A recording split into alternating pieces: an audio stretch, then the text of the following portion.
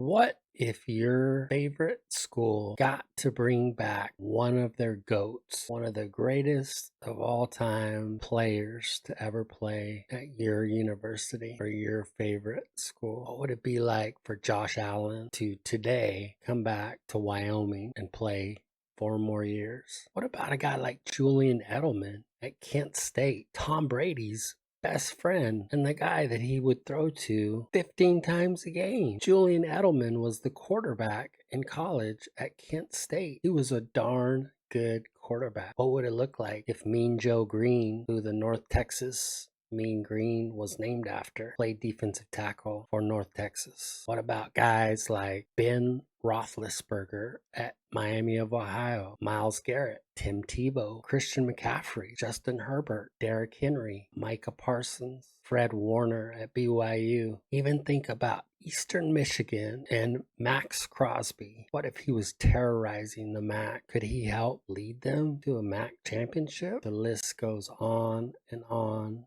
and on. I created one player for each school to be added to their team to go along with today's team. The year we start is not 2024, it would be 2025. So it would be next fall. So guys like Dylan Raiola, Drew Aller would still be around. Arch Manning, imagine Bijan Robinson and Arch Manning pairing together. Please understand that when I say GOAT, these aren't the only GOATs from these universities.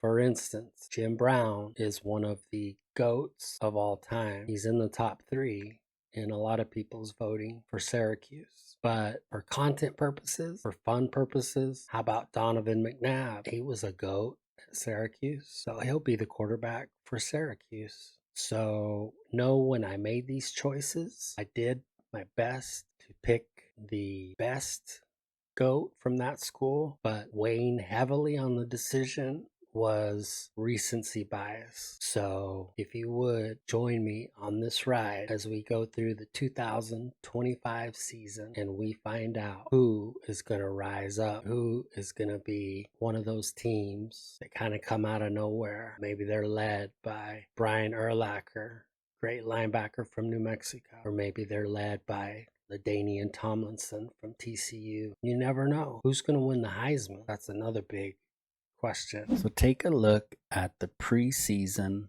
Heisman watch. It has Donovan McNabb at 1, Justin Herbert, Patrick Mahomes, Jared Goff, and Tim Tebow at 5. Surprisingly, none of these guys are on the All-American list. So Clemson comes in at 1st, Ohio State 2nd, Miami is 3rd, then it goes Georgia, Oregon, Boston College snuck in there, and they just may have a quarterback that, if you guys don't know who he is, you'll have to Google him. He made an epic play against Miami, I believe, at SMU, surprisingly at 7th. They may have a running back that you guys will remember. NC State, surprisingly, in at 8, Texas A&M, USC, Nebraska may just have the most dominating defensive tackle that I've ever seen play in college. Ole Miss, South Carolina, Alabama, Kentucky, Notre Dame, Michigan,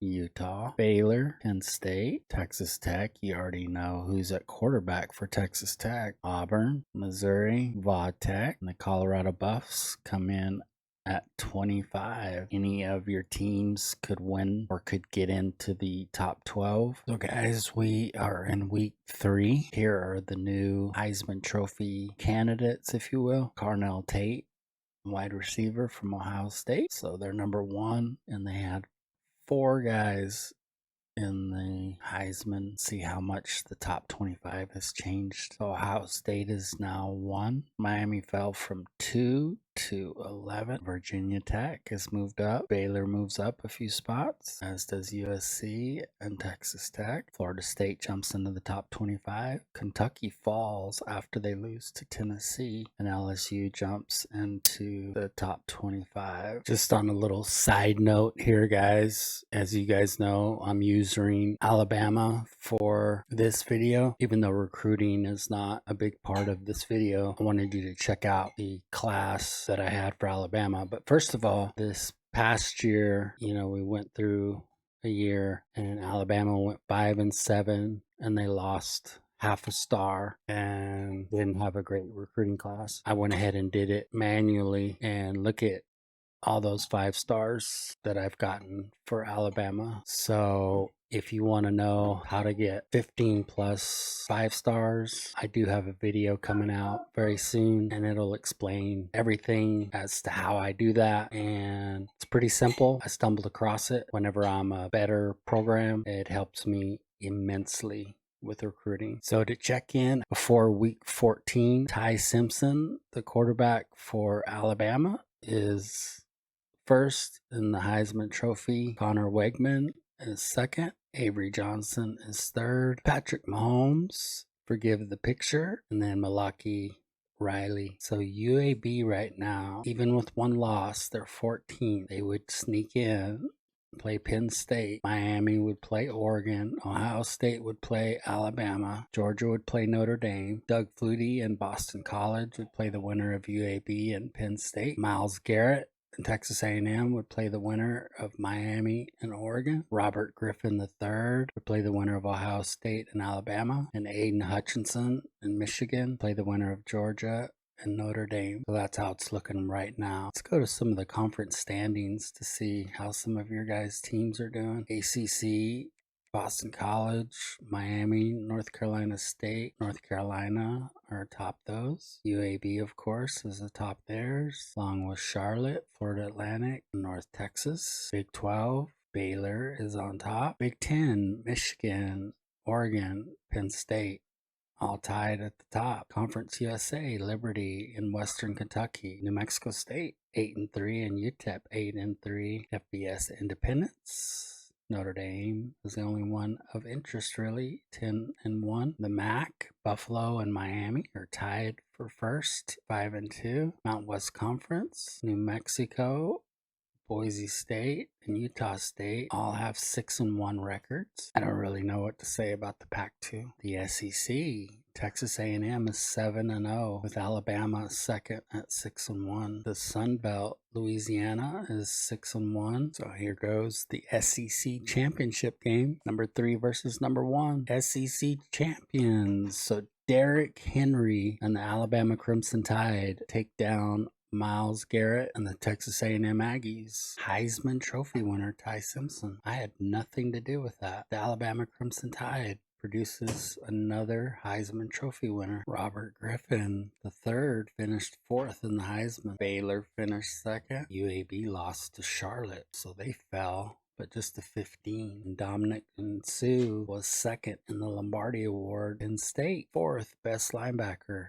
Brian Urlacher, the great Chicago Bear from the New Mexico Lobos, finished 6th. Let's take a look quickly at the CFB bracket. It's pretty much the same. The only changes I see are Liberty's in there, USC's in there, and that's it. Here's the first team All-American list. You probably recognize some names on there as we go down. Aiden Hutchinson from Michigan.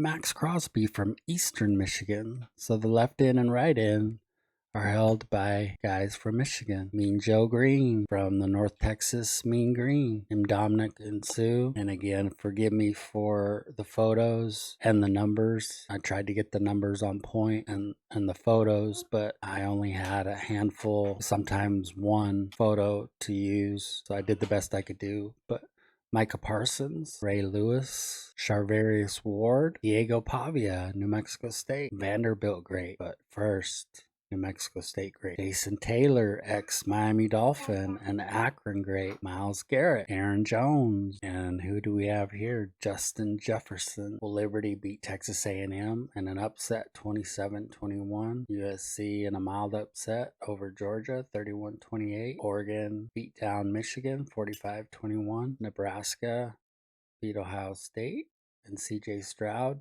38-29. This game is over. Alabama leads 52-3.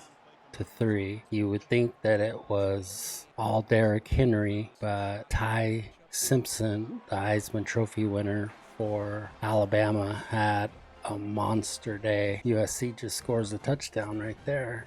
Xavier Jordan. And Amon-Ra St. Brown was pretty much shut down today. I believe he had one catch for 6 yards, and I believe Derrick Henry has just over 100 yards rushing on the day. There he is. Winner of this game will play the winner of the Liberty Penn State game, in Alabama has won the Sugar Bowl and will advance the next round. 4th and 13. This is the game right here.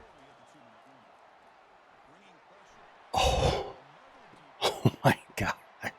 His receiver almost came up with it off the drop by the Penn State defender, and then the Liberty receiver dropped it. What a turn of events. Penn State defense has been solid, but Liberty's gotten their yards. It's not like they've been just shut out completely. Malik Willis is a big part of that. He not only can throw, but he's at different points in the game, he's made big runs for first downs for them. And like right there, he ran till he found a receiver open. Liberty, the 12th seed in this tournament, upset number 5 Texas A&M and Myles Garrett. So 4th and 9 for Liberty. That's officially it. Drew Aller will just take a knee. And the Rose Bowl goes to the Nittany Lions, 27-10. Micah Parsons had 13 tackles, 6 tackles for loss, and 3.5 sacks. Now that's a day. That's bringing your lunch pail. So Micah Parsons helps on the defense, as well as Abdul Carter with his 4 sacks. Malik Willis, 29 of 39, 255 yards, no touchdown passes, 1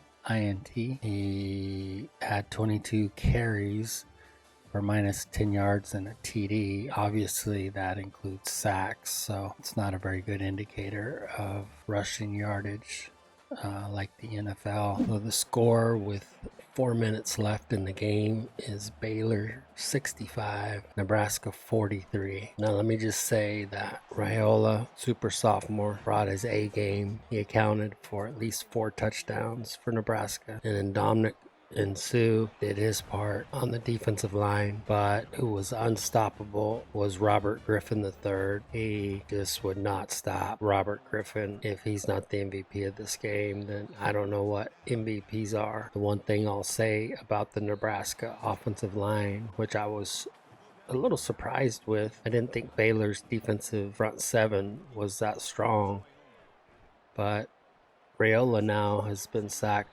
12 times. Baylor faithful, tell me about your defense. There goes RG3. When you think you have him contained, he'll run for 10 or 15 yards. Makes everything so much easier for everybody else on the team. Baylor has scored 78 points on the most dominant defensive tackle I've ever seen in my life. Baylor will move on to the winner of Oregon and Miami. So Justin Herbert led Oregon versus Ray Lewis led Miami. That should be a great game. Oh my gosh. Just go down. And I think these are only 10-minute quarters. They're not like 15-minute quarters or 12-minute quarters. Baylor just put up an 86 spot, 86-50. That is a shellacking. Robert Griffin had 9 TD passes. And Dominic and Sue had 8 total tackles, 5 tackles for loss. It's pretty early where I am, so excuse me, but I thought I hit record and I didn't. But Oregon beats up on Miami, and as you can see, especially in the first quarter, they went up 24-0, and Miami kind of went with them blow for blow, but they could never come back from that 24-point deficit that Oregon put up on them in the first quarter. Oregon ran 70 times for 334 yards and 4 touchdowns. Miami, 31 carries, only 97 yards and 2 touchdowns. Justin Herbert, it looks like, had 175 yards passing. And Nicholas Fadiato, it appears, had 420 passing yards. He is the transfer from Middle Tennessee State that came over to Miami in the transfer portal. He threw for 420 yards, so it looks like he did all he could do. And then Ray Lewis had 20 tackles today. 2 tackles for loss and .5 sacks. Justin Herbert surprisingly only threw for 175 yards. He was 18 of 20, 1 touchdown pass, no interceptions. But check out Oregon's rushing. Jordan James, a senior from Nashville, had 39 carries, 196 yards, and 3 touchdowns. And then Justin Herbert actually had 25 carries for 121 yards and 1 TD. And I suspect that was a lot of RPOs, probably set up for Dylan Gabriel. Oregon will go on to play Baylor. So it'll be Justin Herbert versus Robert Griffin III. And then in the other bracket, it will be Alabama versus Penn State. So Derrick Henry in Alabama against Micah Parsons, Drew Aller, and Penn State. It should be a fantastic Final Four. First of all, I sincerely apologize for spelling Robert Griffin's last name incorrectly. I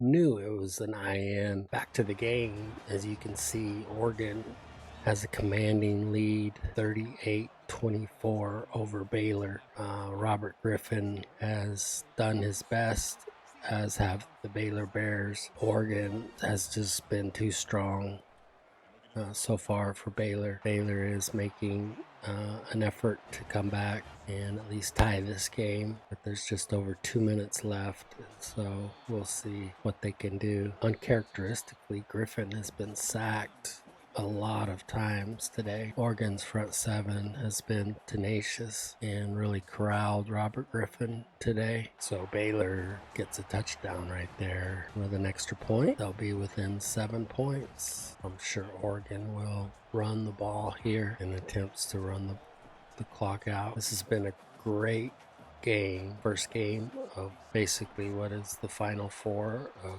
college football playoffs. We're here at the Peach Bowl. Chick-fil-A Peach Bowl, not sponsored, of course.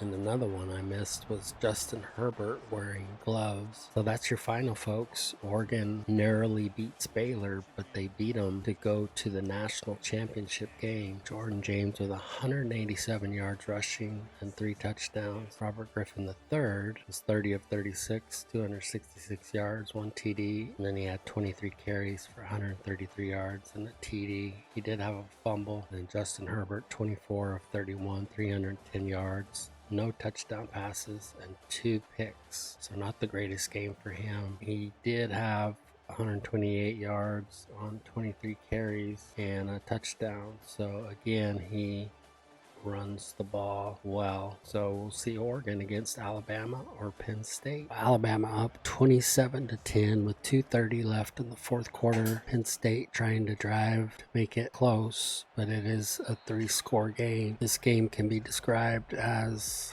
a defensive fest. Both offenses struggled to get going, and it was mainly because of the pressure in the backfield on the quarterbacks. And you saw that right. 27 sacks in the game. That's got to be a record. Yeah, anytime you hold the ball for that long, you're going to get sacked. 4th and 22, and yet another sack. 29 total sacks. Alabama will go on to the national championship to face Oregon. Derrick Henry only had 14 carries, 99 yards, 7 yards per carry. Derrick Henry had 1 catch for 4 yards. Micah Parsons, 10 tackles, 5 tackles for loss, and 2 sacks. But look at Abdul Carter, 14 tackles, 8 tackles for loss, and 7 sacks. Now that is a day right there. This has been a crazy national championship game. It's been back and forth. Now Justin Herbert is driving Oregon down the field. Alabama up 37-31 with 2:35 remaining in the game. Both teams have all 3 timeouts. Herbert has all the time in the world. He runs the best he can. 3rd and 4 for Oregon. He's going to run again. Touchdown Oregon. Touchdown Ducks. Justin Herbert runs it in, of all things. They're tied 37. Whoa, he elevated. That was amazing. Did you guys see that? Still time for Alabama to come back. They have the Heisman Trophy winning quarterback, and then they have a 2-back system with Derrick Henry as one of their backs. And Alabama takes a sack, 2nd and 21. They are deep in their own territory. Get it off to their tight end. Get out of the back of the end zone. He heaves it deep. but the Oregon defender, number 13, knocks it down. So it's 4th and 14. Alabama's going for it. Interception, Oregon. So the Heisman Trophy winner may have thrown the pick that ends the game. Jaleel Florence for Oregon with the interception. Yeah, Law had no separation right there. Alabama does have 3 timeouts. 1:29 left in the 4th quarter. There's the second timeout. 3rd down and 7. Herbert back to pass. He's going to run. He's going to slide. Staying in bounds. Gets the 1st down. They're just going to kneel it out. This national championship is going to the Oregon Ducks. And Phil Knight, congratulations, Oregon, and all the Oregon fans. I feel bad for Alabama. I know they have tons of fans. Ty Simpson did all he could do, but Oregon did just enough. Justin Herbert, the player of the game. If you guys are not subscribers, please hit that subscribe button and smash that like button. Oh, and hit that noti bell on the subscribe button so that you get all notifications of videos that I put out. If you guys like this video and think it would be fun to have a second and maybe 3rd and maybe 4th video, every player that I made for each team in NCAA football are freshmen, so they should at least be coming back for 3 years. I know the transfer portal messes things up, so cross your fingers that your player does not transfer to another school. There's nothing I can do to stop that, but let me know in the comments if you like this video, if you'd like to see more like this. Follow me on Twitter. Also, my Discord information is down below. I just started it, so we don't have very many subscribers, but we'd love for you to be a part of that. I appreciate you guys joining me. Thank you so much for your guys' support. I appreciate you guys more than you know. I love you guys. And just know that you guys are made for a purpose, and hope to talk to you guys soon. Take care.